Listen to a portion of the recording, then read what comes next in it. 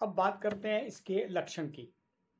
देखिए, इसके रोग के लक्षण हैं वो कीनू की नर्सरी, बाग, फल सभी पे मिलेगा। यानी कि रोग का प्रकोप जो है वो नर्सरी से स्टार्ट हो जाता है, शुरू हो जाएगा। और उस वक्त क्या होगा कि नर्सरी में जो पौधा है उसमें आर्द्र गलन या जड़ गलन के लक्षण उत्पन्न होते हैं। आर्द्र गलन का मतलब क्या है? डैम्पिंग ऑफ, उसके लक्षण उत्पन्न होंगे। रोग ग्रसित पौधे का जो कलर है, रंग है, वो पीला पड़ने लगता है। ठीक है, और बढ़वार इसकी रुक जाएगी पौधे की। और ऐसे पौधों का जो कि नर्सरी में इस रोग से ग्रसित हो रहे हैं, उनमें क्या होगा कि जो जड़ तंत्र होता है पौधे का, वो एक तरह से अविकसित होता है। और बहुत ज़्यादा उग्र अवस्था होती है रोग की, तो उसमें क्या होगा कि जो भूमि से सटा भाग है तने का, पौधे का, वो वहाँ से गल जाएगा। ठीक है, अब आते हैं जब पूर्णतया विकसित भाग है में इसके लक्षण आएंगे उसके बाद। यानी पौधा बड़ा हुआ तो लक्षण जो है वो तने पे या फ्रूट्स पे इसके लक्षण प्रकट होते हैं। उसमें कौन कौन से मुख्य लक्षण? पदगलन, जड़गलन, संधि विगलन यानी क्राउन रॉट, गोदांती यानी गोंद निकलना, और पत्तियों का असमय गिरना यानी प्री मेचर लीफ फॉलिंग, और जो फल हैं उसमें भूरा सड़न रोग। ये सारे लक्षण आएंगे जबकि पौधा बड़ा हो जाएगा और फल फूल देने लगेगा। पदगलन की अवस्था में क्या होगा कि जो रोग का प्रकोप का धब्बा है वो कीनू के तने पे पड़ेगा और भूमि से करीब करीब 60 सेंटीमीटर ऊपर जो है पोर्शन तने का, उस पे ये धब्बा उत्पन्न होगा। और जो छत्रक जड़ें हैं भूमि के अंदर, यानी सेकेंडरी रूट्स जो हैं, जो जाड़ा जो है, वो सड़न उसमें पैदा होने लगती है। तने की जो रोगग्रस्त छाल है उसको आप छीलेंगे तो वो आपको मटमैले रंग की और चिकनाहट उसमें मिलेगी आपको देखने को। और ऐसे केसेस में जो तने में जो एक चिपचिपा पदार्थ भी निकलने लगता है। ठीक है, इस चिपचिपे पदार्थ की अवस्था को हम बोलते हैं गोदांती रोग यानी गमोसिस।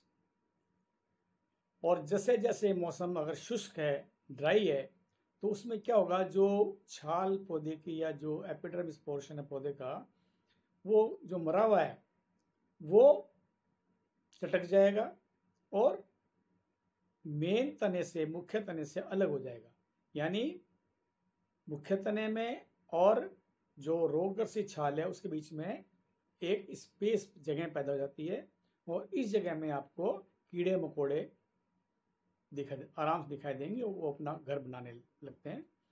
और रोग की उग्र अवस्था में क्या होगा कि जो जड़ तंत्र है वो पूरी तरह से प्रभावित होता है और इसकी जो टहनियाँ हैं पौधे की, वो धीरे धीरे मरने लगती हैं।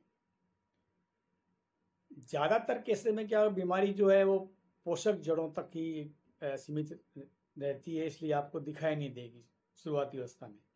पोषक जड़ें कौन सी होती हैं? देखिए, पौधे में एक तो मेन जड़ होती है जो कि बिल्कुल तने के नीचे होगी, और उससे जो जाला निकलता है पोषक तत्व हैं, पोषक जड़ें हैं, वो आपको दिखाई देते नहीं, लेकिन वो मरने लगती हैं।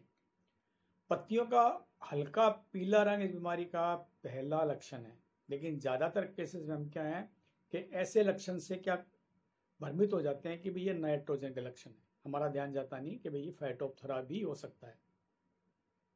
इसमें क्या होगा कि जो पौधे की पत्तियां हैं उसकी जो मिडरेबल लेटरल रिब्स हैं, यानी मध्य और जो साइड की शिराएं हैं, वो पीली पड़ने लगती हैं और उनके आसपास के उत्तक भी पीले पड़ने लगते हैं। ये इसका पत्तियों पे लक्षण आता है।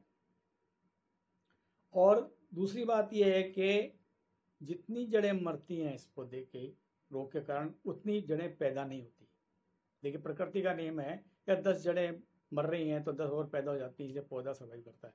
लेकिन रोग में क्या होगा, 10 जड़ें मरी हैं तो मुश्किल 2-3 जड़ें उत्पन्न होंगी। इसलिए धीरे धीरे क्या होगा, जड़ तंत्र है वो कम होता जाएगा और पौधा जो है वो एक तरह से पूरा रोग ग्रसित होकर मरने लगता है। पौधे की टहनियाँ वो नंगी हो जाएंगी, जिसमें कि अपन कहते हैं डाईबैक सिम्टम नजर आ जाएंगे, यानी ऊपर से सुखावट चालू हो जाएगी।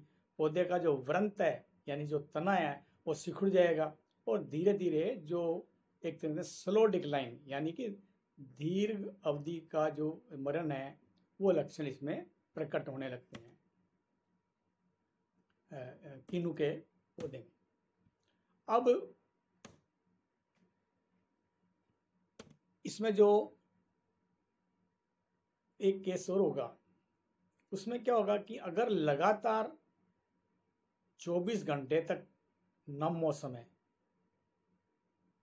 और बरसात की फुहार पड़ रही है, तो वो फुहार क्या करती हैं कि जमीन से टकरा के वापस रिबाउंड होती हैं और रिबाउंड होके वो कहाँ पड़ेगी, किन्नू या किसी भी सिट्रस प्लांट के तने पे पड़ेंगी या उन फल पे पड़ेंगी जो कि लटक के बहुत नीचे भूमि के आसपास हैं। कई पौधों में क्या होता है, अगर आप ध्यान नहीं देते हैं, कटिंग ढंग से नहीं करते हैं, तो जो फल हैं वो बहुत भूमि से के आसपास लटकते मिलते हैं। तो ऐसे केसेस में वो बरसात का पानी छटक के उन पे जाएगा फ्रूट्स पे, और उस फ्रूट्स पे एक भूरा गलन पैदा होगी, वो भी फाइटोप्थोरा की वजह से ही। कभी कभी क्या होता है कि फाइटोप्थोरा की वजह से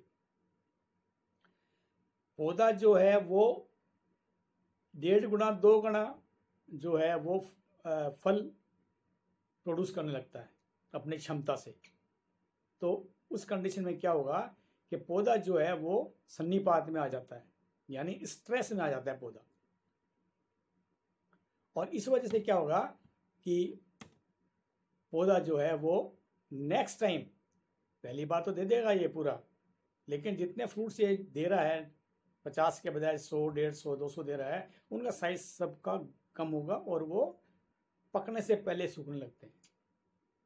ये फाइटोप्थोरा के विभिन्न लक्षण हैं नर्सरी से लगा के बाग और विकसित पौधे में और जो फलदार पौधे में।